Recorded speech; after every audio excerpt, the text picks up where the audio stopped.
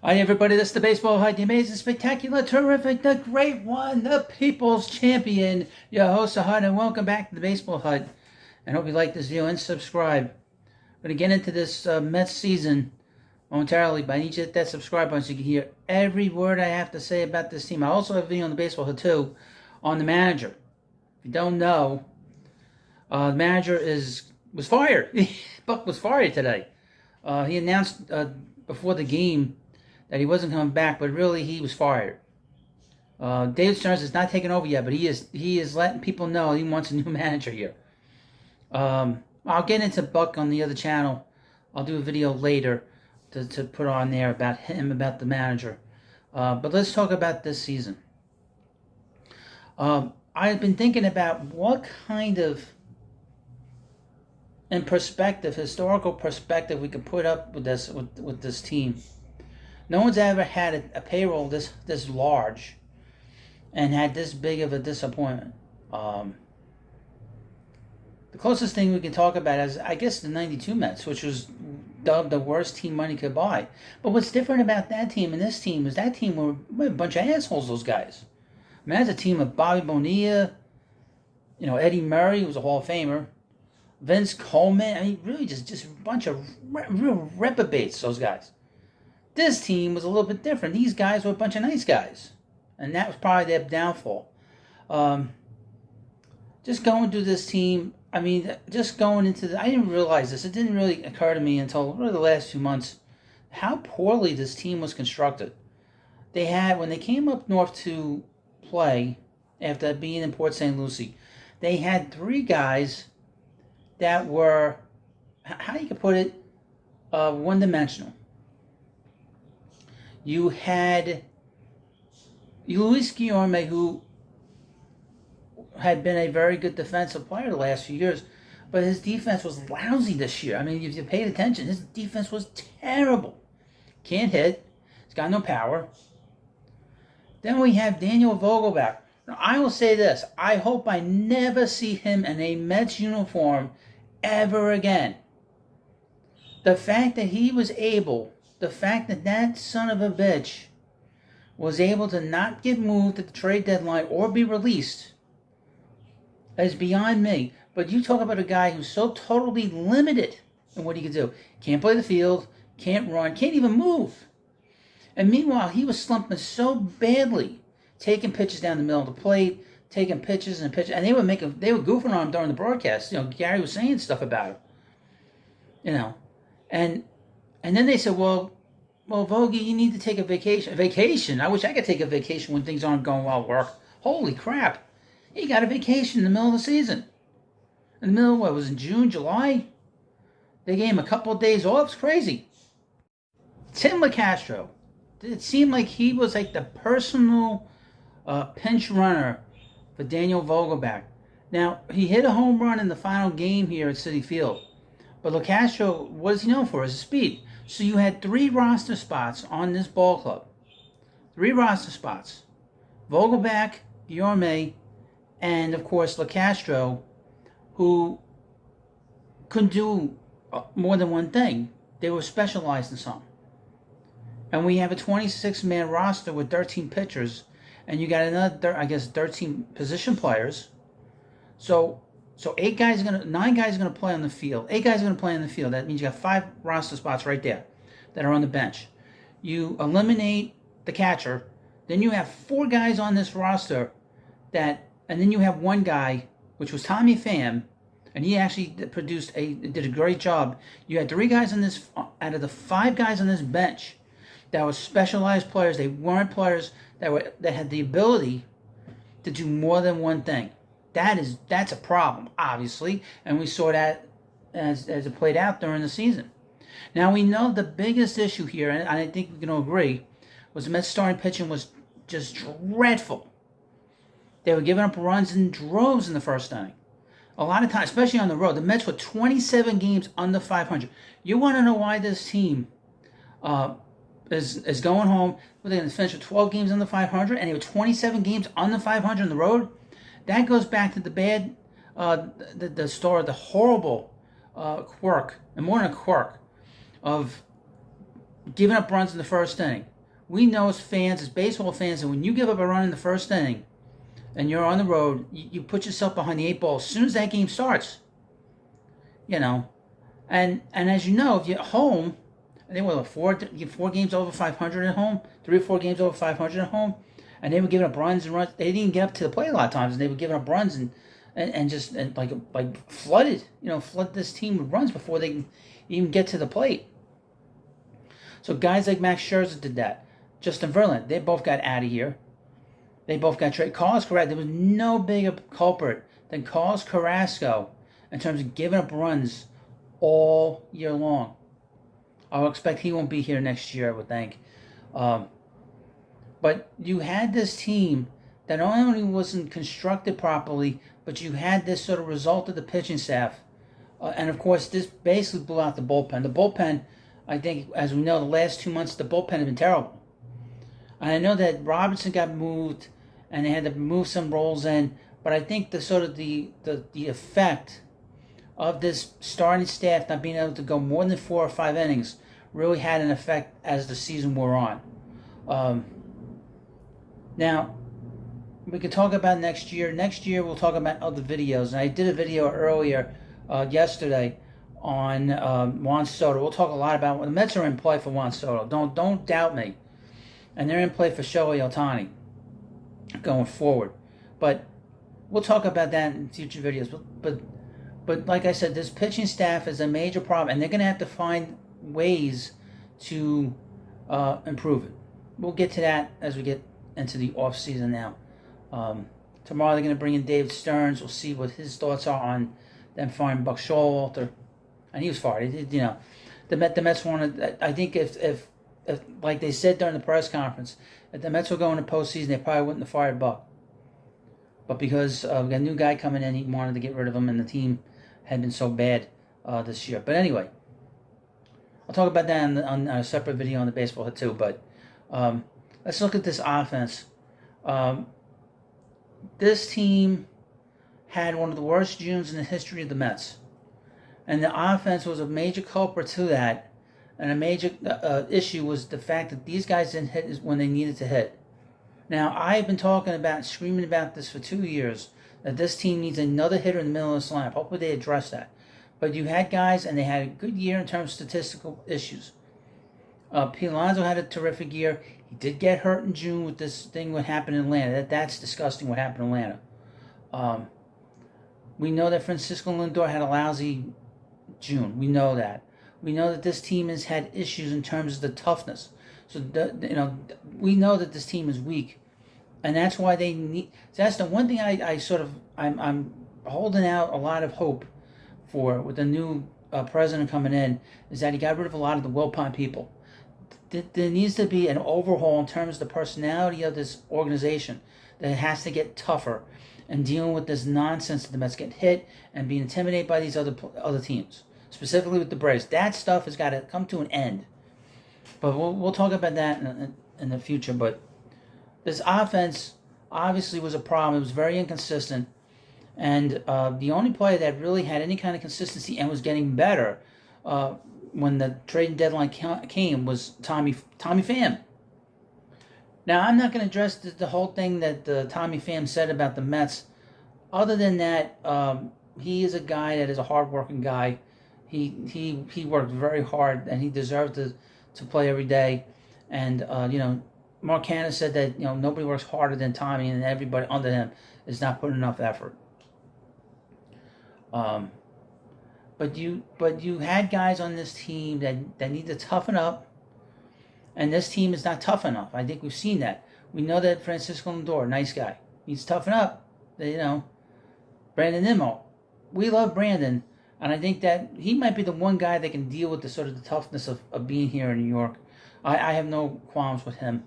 Jeff McNeil, I think McNeil had a bad year because his contract, I think the contract weighed on him. Nobody talked about it other than myself, but I think that was an issue. Pete Alonso. If you take away the month of June, he had a great year. And I think that he was probably nursing that wrist. I was very surprised he came back after 10 games. On the 10-day injured list. And and he's a real tough guy. But he's got to do better. All these guys got to do better, specifically in big spots. And that was what the problem was last year in September, and obviously last year and this year too. We know that losing Starling Marte has had an effect on this team. I think that I have not mentioned that much, but I think not having him all season long effective, and not having him in September, and not having him in October against the Braves and against the Padres killed this team. Him not being there for them and being effective and being strong and being a tough out late in the game hurt this team immensely. Now, I can't rely on him, and nobody should rely on him going into next season. He's got a lot of issues with his groin. I'm not being fresh. He's got problems down there that he's got to get squared away this offseason. He might have to get more surgery for himself. But that has got to be addressed. Obviously, this might be the biggest thing that happened that hurt this team all season. We'll get into it momentarily. All right, now this is probably the biggest reason why this team failed. And you sort of forget about it now that it's 7 months later. But I think the injury, obviously, to Edwin Diaz put a cloud over this team from the very beginning. When it happened, I kept saying no. I denied it. I was like, no, this isn't going to be a bad year. And it turned out to be a bad year. And you didn't realize how big of a leader he was in that clubhouse until after he was injured. How loved he is and how respected he is in that clubhouse. And I started thinking about this. This is a guy that started in New York at the bottom. I mean, this guy everybody wanted to run him in town, including myself, wanted him run out of town. And he was able to turn his whole career around in 1 year last year, and he became the best closer in baseball. There was nobody better than him last year. Nobody. And not having him in that clubhouse, not having him in there late in the game, knowing just think about what happened in Atlanta when the Mets had those leads late. Edwin would have shut the door down. Everybody would have known, look, the game's getting kind of out of hand. We'll just get the game to the ninth inning. Edwin will shut the door. And last year he shut the door. And because they didn't have him at the end of these games, that put a real dent into this team. Not having him there at the end of the games. He's going to be healthy next year. I'm glad they didn't pitch him this year. There was no reason to do that. Just let him finish and do just a regular rehab on that injury. He'll be ready to go in spring training. He'll be ready to go for the season. That has got to be the number one thing. And I was thinking about this too. He was their best player last year. He was probably the guy that completely carried this group to these wins in the ninth inning. And he did. So he's the number one reason why this team is not going to postseason. Now, obviously, like I said, the starting pitching's terrible. And even though the guys have pitched well down the stretch, that don't mean anything. I mean, Peterson and McGill, they pitched terribly. Terribly. How many times they get sent down to the minor leagues during the season? Because they pitched so terribly. And these were guys that were going to be part of this rotation, helping back into this rotation to fill in and pitch well. When the Mets asked them to do more, they did less. A hell of a lot less. That you can't forget about. And just to sort of go through a couple positives, this is really the big positives, and that's Kodai Senga. Kodai Senga is awesome, and he's going to get a lot of Rookie of the Year votes. He's going to get a lot of Cy Young Award votes. He is an ace of the major order, and he was a lot of fun to watch this season. Obviously, the young guys on this team, two guys that really stand out is Francisco Alvarez and Ronnie Mauricio. These are high energy guys, especially Alvarez. It was a shame to see him not be able to get another bat, later in the game. He got hit in the ankle really bad, But these guys in particular, and Mauricio was a high energy guy. We'll talk a lot about him. I did a video earlier discussing how he's going to be a trade. I mean, he's a trade chip. Because the Mets have so much talent up the middle in their minor league system with Jed Williams, Luis Alejandro Acuna, and a lot of other guys. And they're gonna have to make some kind of decision on Mauricio at some point. And he really, I tell you, last year at this time, Mauricio's stock was in the toilet. He went to winter ball. The Mets asked him to play. He had a great winter ball. He had a great spring training. He did everything that he needed to do, but I don't know what his future is here. Alvarez is going to be the catcher here. I don't see any other way to say that. We'll see what happens with Kevin Parada. He's taking a step back in the minor leagues in terms of his offense, which is surprising to a lot of people.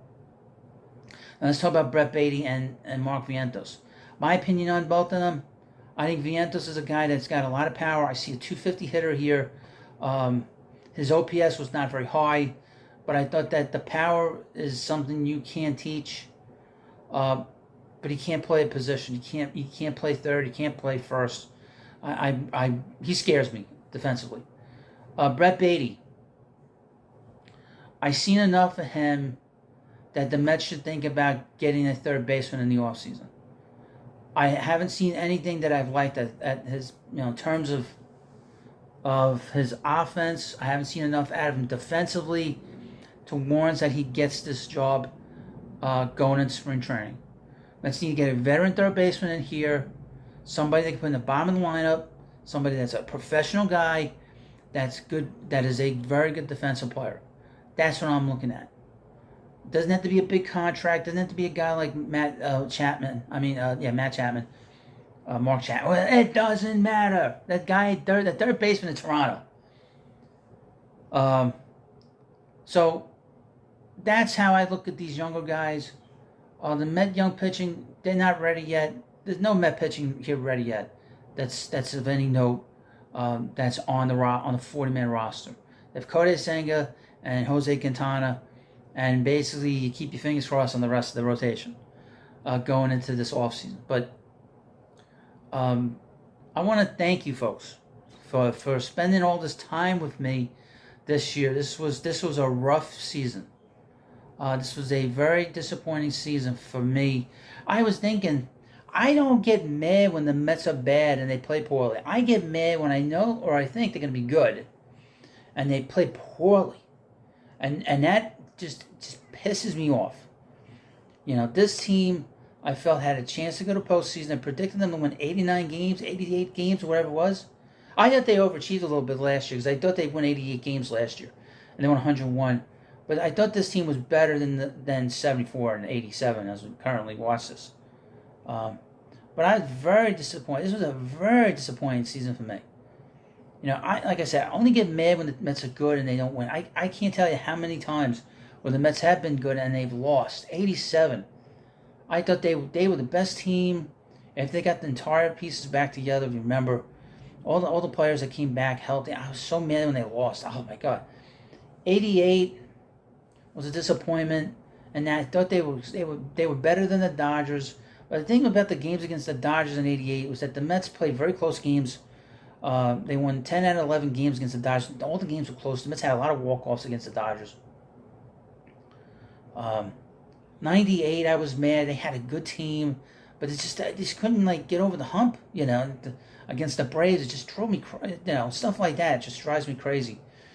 And obviously in 07 and 08, they had a lot of talent. And 06, man, I think about that. They were a better team than the Cardinals. And it just didn't work out. And they got beat by a guy that might be a future Hall of Famer, and Adam Wainwright and Yadier Molina. But just those are where I get disappointed personally as a fan. I don't get personally pissed off if the Mets are bad. We've seen a lot of teams that are bad here. Like 2011, I wasn't mad. 2012, I wasn't mad. 2013, oh my God, that was a bad team.